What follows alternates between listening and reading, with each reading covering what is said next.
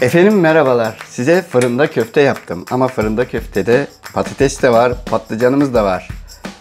Gördüğünüz bu mükemmel lezzeti nasıl yaptığımı gelin birlikte izleyelim.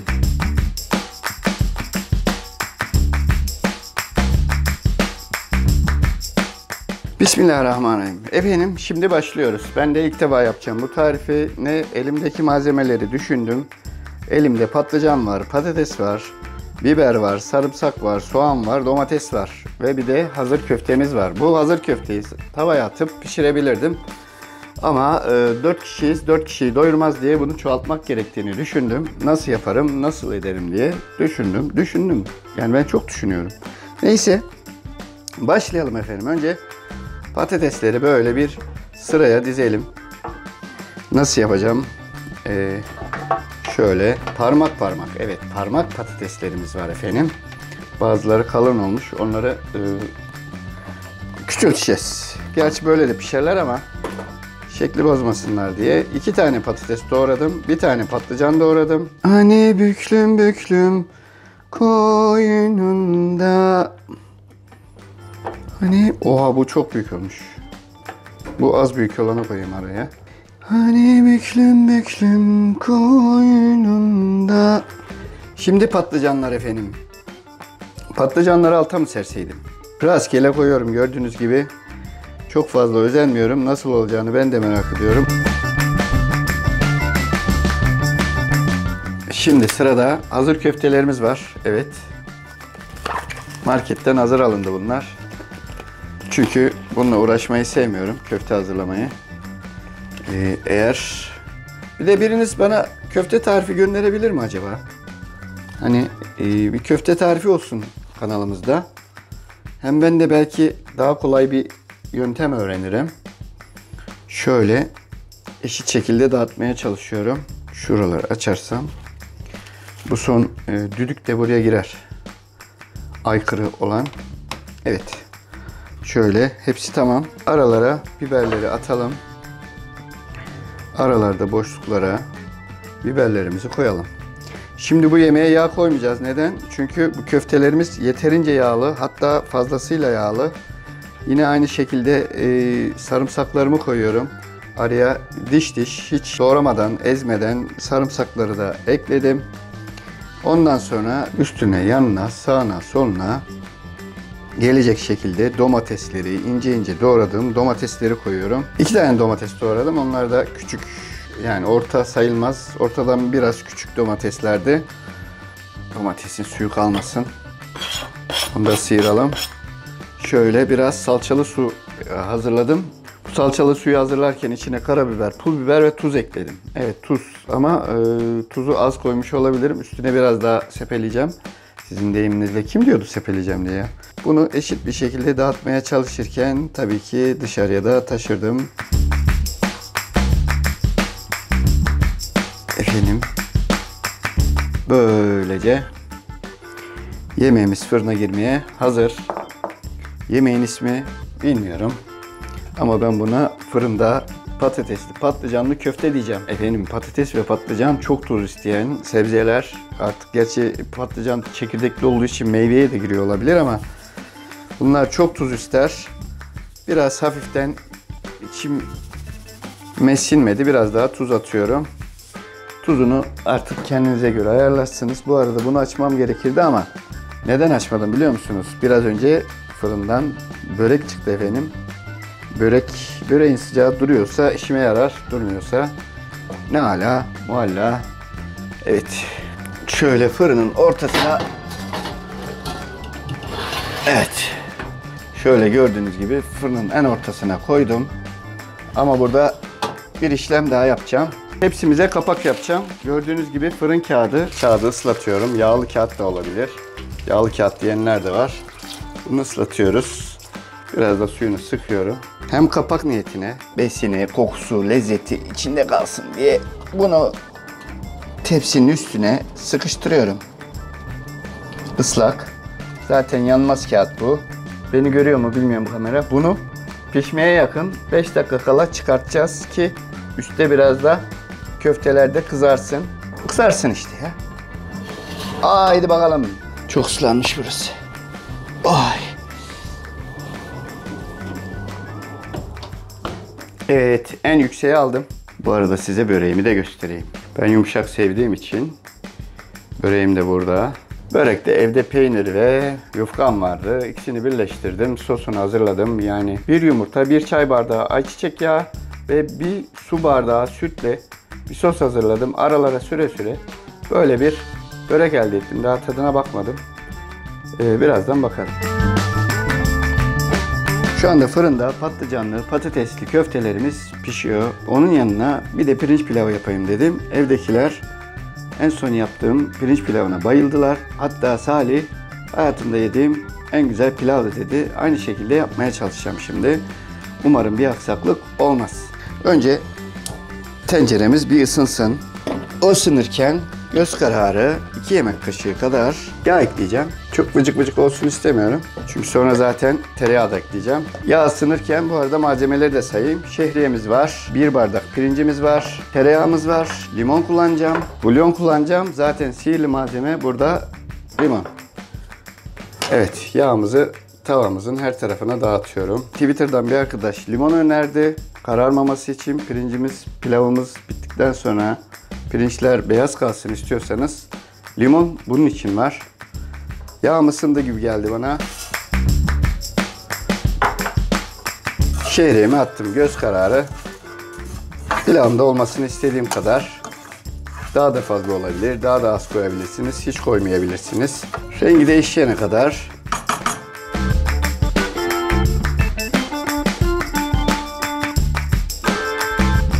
Şehriyemiz hafiften rengi değişti. Kavurmaya başladı.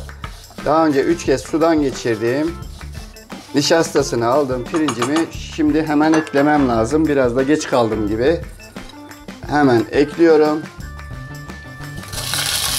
Cozort, cozort, cozort diye ses geldi. Çünkü pirinç ıslak, yağ kızgın. Şehriyelerimiz biraz yandı. Çekim yapıyorum ya, o yüzden aksaklıklar olacak. Şimdi biraz pirincimizi kavuracağız efendim.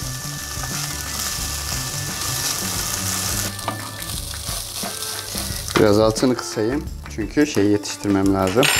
Bulyonu yetiştirmem lazım. Bu bulyon da açılmıyor çünkü. Açılmayan bulyon yapmışlar.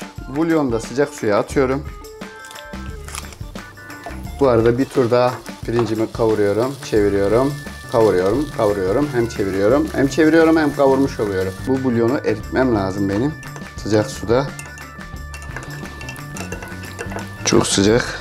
Bu suyun içine birkaç damla limon damlatıyorum. Limon damla. Çekirdeğin damlaması. Evet. Bu kadar yeter. Ve bu suyu pirincin üstüne ekliyorum. Tabii bu yeter mi? Yetmez. Bir bulyon erimemiş. Onu bir eriteyim önce. Ezdim. Zaten erir bu sıcak suda kaynarken. 1 bardak pirinç kullanmıştık. 1 bardak su ekledim. 2. bardak suyumu ekliyorum.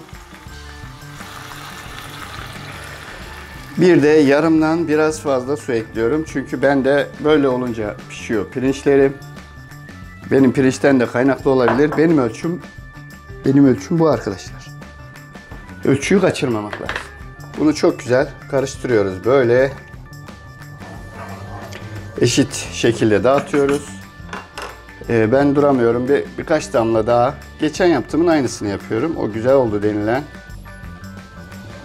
Pirinç pilavında yaptığım şeyleri bir daha yapıyorum. 5-6 damla daha limon ekledim. Şöyle bir kaşık daha, tatlı kaşığı civarı tuz ekliyorum. Bir tatlı kaşığı çok olabilir. Birazını atmıyorum. Atıyorum ya da. Atayım ya. Tamam, onu da attım. Bir daha karıştırıp pilavımın kapağını kapatıyorum. Kaynayınca üstüne tereyağı ekleyeceğim. Bismillah diyerek köftemizi kontrol edelim efendim. Yanmasın. Ki yanmaya yüz tutmuş. 250 derecede pişiyor. Evet, üstündeki kağıt kurumuş. Of, görüntü çok güzel. Şöyle domatesleri de üstünden alayım ki köftelerimiz de kızarsın. Bunu yapmamın sebebi köftelerin yanmaması diye. Eğer baştan böyle koysaydım şu gördüğünüz gibi köfteler zaten pişmiş hale gelecekti.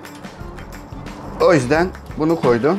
250'den 200'e getirdim. Pilavımız biraz fokurdadı. Şöyle kenarlardan elimle atıyorum. Kusura bakmayın, tek elim dolu zaten. Tereyağı parçalarını pilavın içine bırakıyorum. Bu kadar yeter bence. Bundan sonra pişene kadar kapağı açılmayacak. Pilavımı orta gözde, orta ateşte pişiriyorum. Ben bu yemek tarifleri sırasında bu belim bir ağrıyor. Fıtık mıyım neyim? Oy!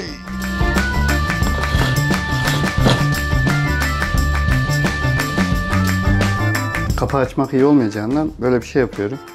Kuyruğumu da görüyorsunuz her zamanki gibi. Hani büklüm büklüm koynumda. Hala su var, gözüküyor. Suyunu çekene kadar bekleyeceğiz pilavın.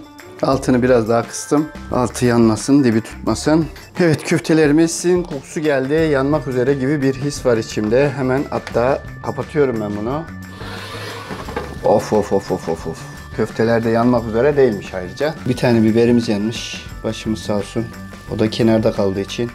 Diğerleri canlı gözüküyor. Hatta biraz daha pişebilir. Şerefsizim, ağzımın suyu aktı. Bakıyorum. Patlıcanlar biraz canlı kalmış. Niyeyse. Patates güzel. Köftelerin arkasını çevirip bir 5 dakika daha pişirmeyi düşünüyorum. Böylece hem altı hem üstü kızaracak bunun. Bir 5 dakika daha böyle pişsin. Pilavımız da tamam. Hatta bir dakika falan kaçırmışız. Şuradan göstereyim. Tam zamanda yakalamışım ben bunu. Enfes. Son işlemimizi yapıyoruz.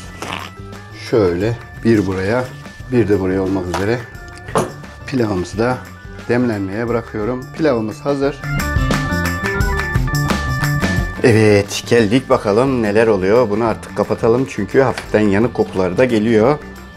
Of of of of of of of of of of of of efendim of of yine of. Köftemiz hazır. Tadına bakıyorum. Patates pişmiş. Patates pişmişse hepsi pişmiştir. Of. Çok güzel. Kenarlar yanmış biraz.